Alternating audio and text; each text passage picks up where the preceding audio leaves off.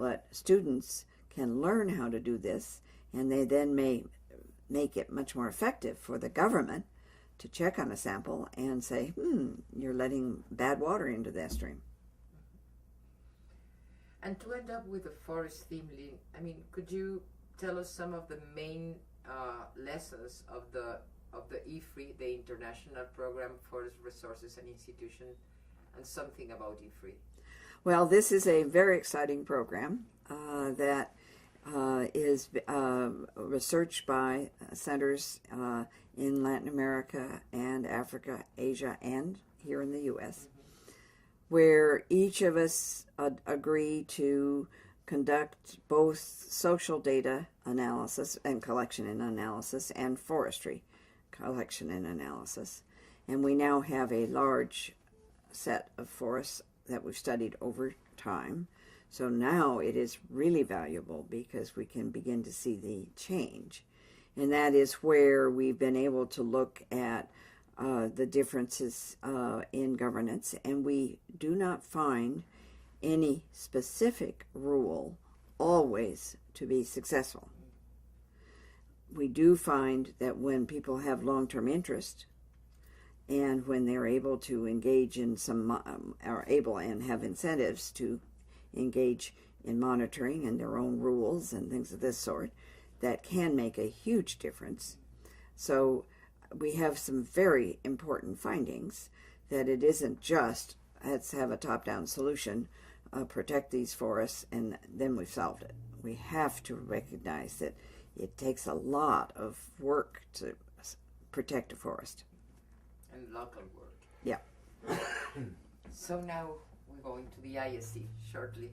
And forgive me because I thought when I interrupt, I thought No. that you were... I mean, Yep. that's I might you have- are more terrestrial. That's fine. Well, you were one of the founders and the first president of the International Association for the Study of Common Property, now International Association for the Study of the Commons. Which were the projects, goals, and dreams that led you and other colleagues of yours to create the ISCP? Well, it was how to get a interdisciplinary, interregional,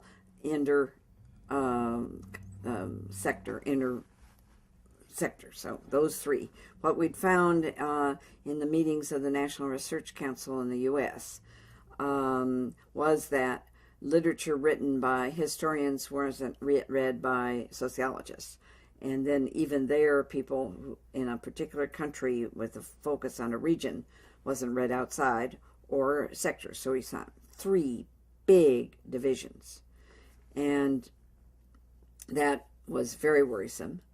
We had some meetings of the be organized by the council, one in Annapolis in 1985, I think it was, and all of a sudden we realized the immense literature that actually existed and the lacunae between.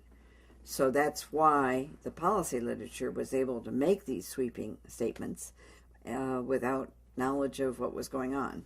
So the IAS grew out of that, and many of us who had been on that NRC committee were part of the group that started the International Association for the Study of the Commons.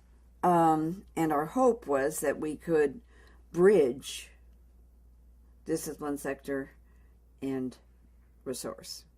And I think we have. So perhaps this is a redundant question. I wanted to ask you, which are for you some of the main achievements of the ISC? Well, I do think we now have a very alive, active group of researchers who are communicating across disciplines about these important questions, and their writing has now added up and is now known across the world in a way that it wasn't before. So that I think we now are seeing that it is not just the market or the state. And and you got the Nobel Prize. And for you, which are some of the main challenges that ISC faces today? Well, if you're going to stay genuinely international, it does mean we need to meet alternatively in different parts of the world. That is expensive for whoever isn't local. So partly it is how we really sustain. Now, fortunately, with email and all sorts of Skype and other sorts of things, there's a lot we can do internationally without traveling. But you have to have some meetings where you're really face-to-face. And I'm very excited about the one in Hyderabad. I've never been there, so it gives me an opportunity to visit a new one. The one we had in Mexico is memorable. We all remember that as an excellent meeting. So I think they're big challenges, but we're overcoming them. And we have two regional ones coming, one in Arizona, as you Yes. know, and a third one In the in San end of Salvador. September and early October. Need some water? And July 2011, very possibly, we have one in San Salvador. Oh, good. In Latin America, finally, another one. So, which is the importance of the ISE 20 years after? And which you think should be the new themes or the themes in ISE agenda? Well, 20 years from now, we hope that we have even a firmer empirical foundations for some of the theoretical developments that are evolving. And we do have a lot of good theory that is now based.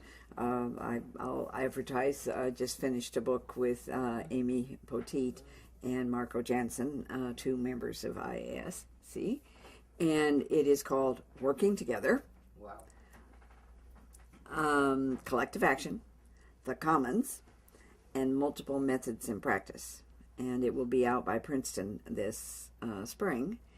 And what's so important about it is that we've taken the theory of collective action as it relates to commons and looked at what can we learn from individual case studies, what can we learn from meta-analysis, from large N, from experimental, from ABM, from other sorts of methods. And this is very tough theory. It isn't just 2 or 3 variables that you can analyze. And so then how do you accumulate what we've learned? And I think we've done a very good job as of now, but it's how you see sometimes variables that may be conducive under one condition aren't under another. And some people say you need very small groups. Well, what Arun Agrawal has shown is that if the task you have to do needs either a lot of money or a lot of people, having a small group frequently isn't sufficient. So he found a curvilinear relationship in terms of some of the forest groups, because the amount of space they had to patrol and work on and things of this sort was large, and if you were too small, you didn't have the personnel, you didn't have the people to do it. So how do you envision the ISE in, let's say, 2030? I mean, do you envision an ISE in 2030? Sure. And there will be all sorts of the young people of today who have come up. There'll be new technology. Yeah. So we don't know some of the technological. Chainsaws didn't look that threatening at the beginning, but they became such a fast way of cutting that it's not that we want to get rid of chainsaws, but we have to think through the rules and technology to cope with very, very rapid ways of cutting down forests or harvesting fish or any of these things. And we don't know what, one of the things that's encouraging is that some groups now use cell phones to help monitor. And so there's where technology has reduced the cost of some of the monitoring. So how we look at technology, information, international markets, and the polycentric organization, the ground-up organization, and how they fit together, those are very important questions. So you think there's work for the long run to be done? I think more than just 2030. Okay.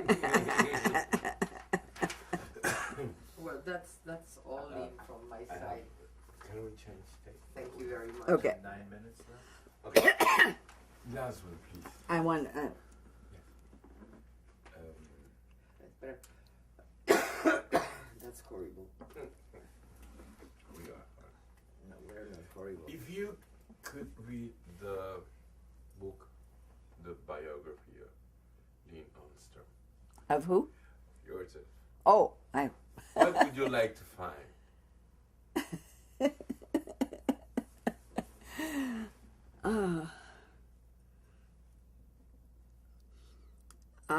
I really don't know. I guess I've had to write two things recently that were a little more autobiographical. The annual review of political science asked me a year ago to do a prefatory interview at the beginning of an annual review, and I've never done those. I read several, and they are part biographical and part ideas interspersed.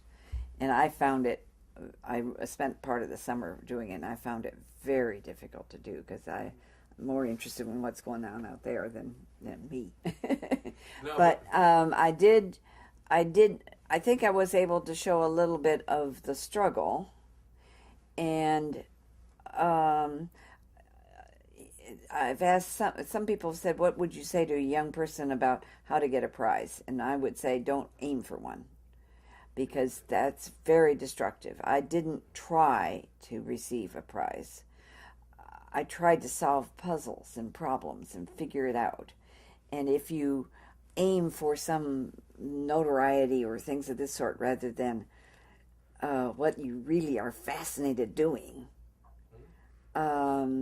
that's the goal. And that's why when you ask me why did I become a social scientist, I didn't have a good answer because I never saw myself having that goal. I was just fascinated with what I was doing, and so I took various steps as a result of being fascinated. favorite meal. Your favorite meal. Oh, chocolate. No. Tacos. Tacos. There you go. I didn't know that. I'm Californian. Oh. And Yeah. so I was born and raised in Los Angeles. You can get good food, Tacos. yeah, good tacos and guacamole. Oh, okay. That's something to know for your next time in Mexico. Favorite book, or books, or reading. Vincent's Political Theory of a Compound Republic. Okay. It's wonderful. Favorite pastime. I know it's not you common, but I want to know. I want to see more than a bright scientist. I want to see a human being. Well, she's. Of course, that's what I'm asking. Sure. One of the most I used to beautiful be able to swim more, and of recreational activities, swimming has always been. I haven't been able to get much swimming done. We do have some good pools Yeah, I here, know. and I found a weakness in me. I need either a firm appointment, like when I was on a swimming team, you had to be there at a certain time, and the coach, and if you didn't, there were. And I need a gym buddy. When I have a gym buddy, I'll either get to the gym and do exercises, or I'll get to the swimming pool, or I'll do yoga. I've all three done. But I have a wonderful gym buddy whose back is in very serious condition, and she's not been able to join me in the gym. And as a result, I don't want her to feel guilty, but I'm not doing as much as I used to be able to. But having a good discussion with people and trying to understand their background and their interests and all the rest is one of the things I love to do. Yeah. Even though she's very mad at me now. Not very. Listen, I have heard a lot of you, mainly by Letitia, of this strength you have, this pulse, that strong way of living. So, do you cook? I used to cook quite a bit. I'm Vincent used to do a lot of cooking too, and the Ostrom soup pot during the winter is on the stove a lot. Yes, with Vincent being 90, I have now, because if I'm traveling, someone needs to be there a lot. I do now have a wonderful helper at home for 3 or 4 days a week, and that makes a huge difference. But that's just since August. Yeah. Thank you for being so kind. Yeah. Thank you very much. No, really, Lynn.